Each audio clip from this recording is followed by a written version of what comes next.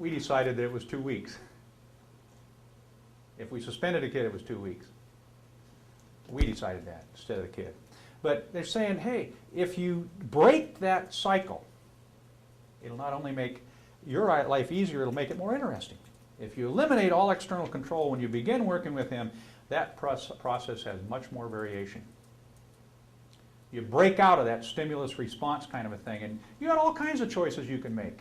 If you can break out of that stimulus, they did that, so I have to do this.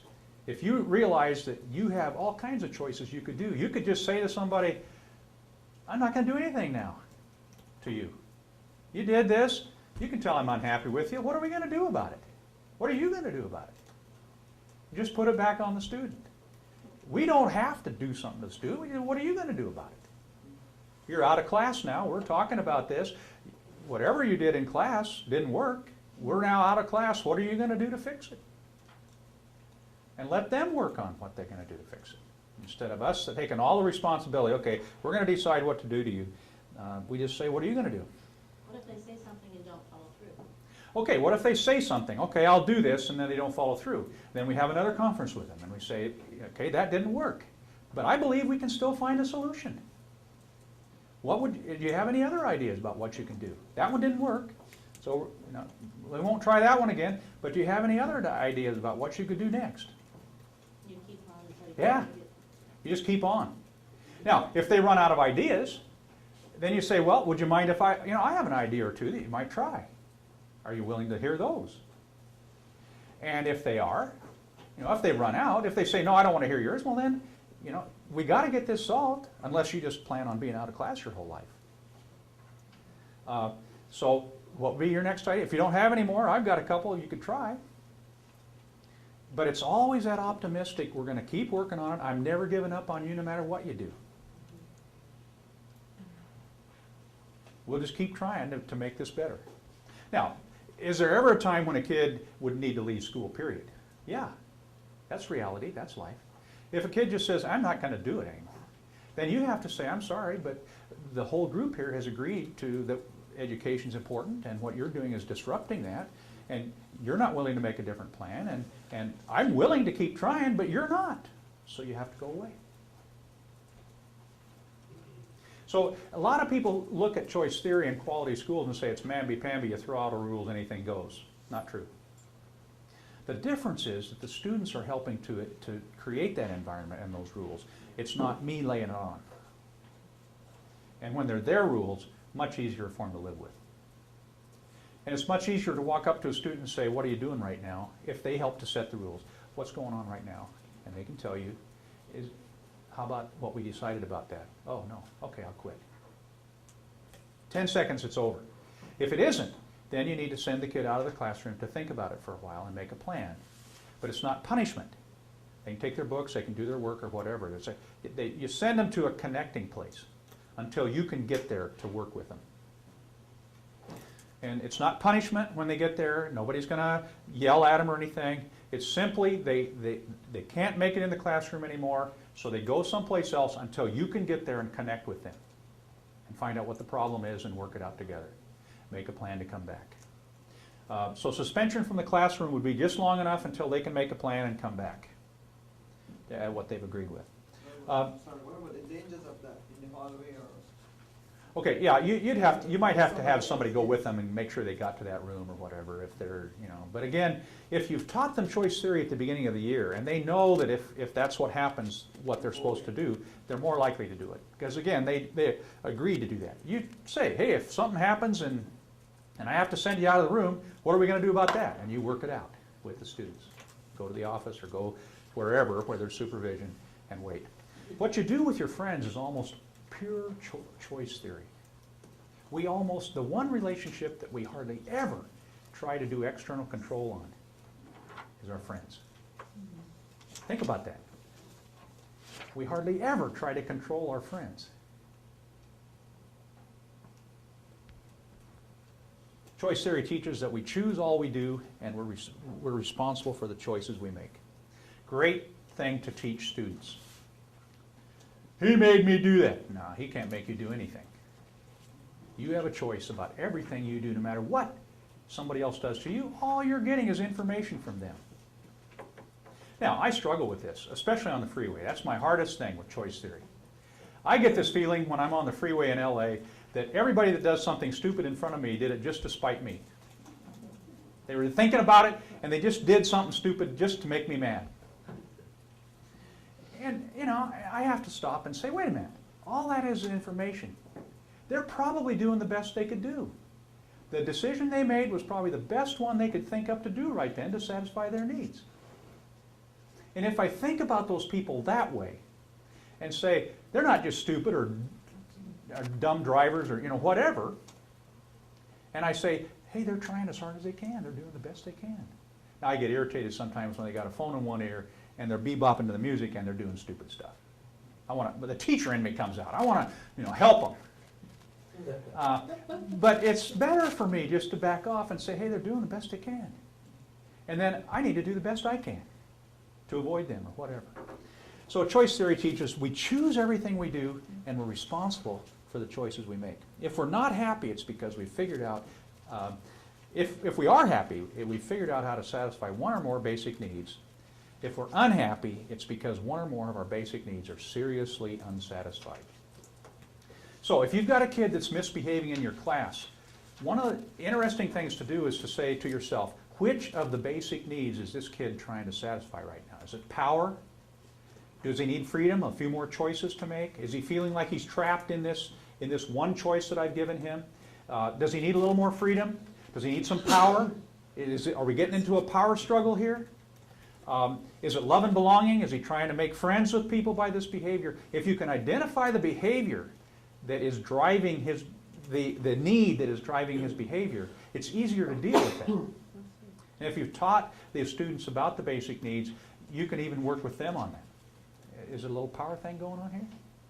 And if you share that kind of information with people, you can solve those kinds of problems. The dilemma or conflict inside of us is while we need to be close and connect with each other, our almost universal belief is that we should use external control when we have difficulty. And that's what we're trying to get away from in this deal. Okay, so choice theory is a new connecting life. That's the end of what I had on choice theory, and that was the bonus plan. For those of you who came in late, you came for lead management, you got a bonus choice theory. In addition to that, I have one other handout that I don't want to take back home, so I'm going to pass this around. On one side is a little exercise that you can do about external control beliefs. And if we had more time, I'd say let's do this exercise. Do you believe that my behavior is caused by something that occurs outside of me? I answer the phone because it rings. I can make you do what I want you to do or control each other by what we say or do. I know what's right for you, and if you don't do it, I should and must control you because it's the right thing to do. How many times have you heard Adventist teachers make that statement? My God-given responsibility to control you. Unfortunately, Ellen has a few other things to say. The other side is the description of the behavioral card, and that's just for you to use at your leisure. The other handout that I have to do with choice theory here is a series of Ellen White quotes. A lot of people say to me, you're a big Glasser fan, but he's a secular humanist. How can you take a theory from some guy that's irreligious? I mean, Glasser says, hey, if religion works for you, great. If you find meaning in religion, that's fine for you. For him, he would boil down his religion to the golden rule. He says if everybody would just follow the golden rule, everybody would be okay. Do unto others as you would have them do unto you. So that's as religious as Glasser gets. But Jim Roy wrote this book called Soul Shapers that some of you may have seen, where he compared William Glasser's ideas and Ellen White's. And amazingly, they're similar. Secular humanist, conservative Christian. And they came up with a lot of the same ideas about education. And I just put a few in here. I'm not going to go through them with you. There's a rationale for using William Glasser and other great thinkers from Ellen White. Managing without coercion, some statements by Ellen White. Choice theory, importance of relationships, quality school curriculum and methods, a call to teaching. Okay, so again, for people who say, that's a secular guy, you shouldn't be listening to him, this is the kind of stuff Ellen White says about what William Glasser says. So just a little bonus for you on that. All right, so now to what you came for. Who had a birthday the closest to today? Anybody a week? Within a week? May 11th. Huh? May 11th. May 11. Is anybody closer than that? July 21. Oh, July 21? Wow. I don't think, anybody beat July 21? That's just a couple days. You get your choice of these two books. Every Student Can Succeed. Okay. That's the latest book by Glasser on education. And the person whose birthday is the furthest from today, December. Oh, anybody in December? No one? November 29th. November 29? January 4th. Okay, which is closer? January would be closer, wouldn't it? Because we're toward the end of July. Mine is the farthest too. Anybody right after January 1? January 4? Okay, you got Confidence-Based Classroom by William Glasser, whoever.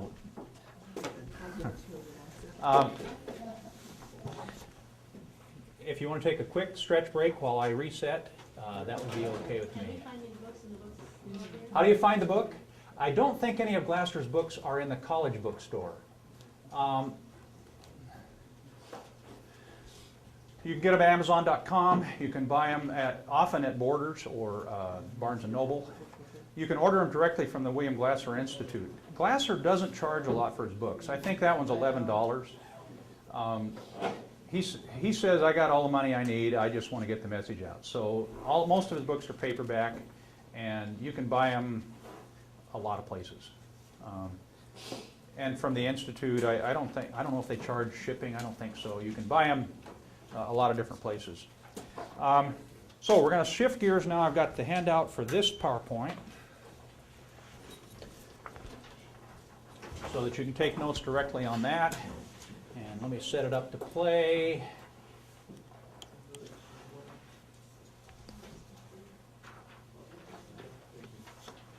Now what you came for. The whole idea of boss management or lead management is something that has been important to me because I love the principalship, I love leadership. It's something that I've done most of my life. And as I look back on my life as an administrator, there were times when I was clearly a boss manager. And I just rue those times. I wish I could do it over. When I first started out, I was a dormitory dean. And I had a boy that had beautiful red hair, quite a bit of it. And we had a rule at the school that you couldn't have that much. And I was young, and I was wanting to follow the rules of the school, and so I told that boy that he had to get his hair cut. And he said, I don't want to do that. And I said, well, you're going to do it, or you're leaving school. And he said, I'll go call my folks and leave school. Well, on the way to the phone, he changed his mind. And finally he said, okay, I'll get my hair cut. My wife was going to cut his hair. And she got half done, and he said, no, I'm going home. And then he changed his mind again, got his hair cut. Now, if I had to do that over again, I would figure out a different way to do it than force that kid to make a decision to go home or get his hair cut. Yeah, there are school rules, and I think I was arbitrary too many times with kids. Another time, somebody took stole light bulbs out of the hallway. And so I decided the way to solve that was to have a sit-in. Get all the boys down to the worship room. We're going to sit here until somebody confesses. Bad decision. We were there about an hour and a half or so, and the RAs started trying to figure out ways they could rescue me, the student workers. And finally they came up and said, you know, Dean, if we just replace the light bulbs, can we end this thing? And I saw a ray of hope in a situation that I'd created that I was not happy about. And so I said, okay, as long as the light bulbs get put back in the hall, we're done. And so they went and found light bulbs someplace and put them back up, and we ended the sit-in. They helped me out of a situation that could have been disastrous for me. Were those decisions that would bring me closer to the guys? No. That was boss management. I was going to show them who was in control of that dorm. And it was going to be me. Now, one of the things I tell teachers a lot is you want to avoid setting up win-lose situations whenever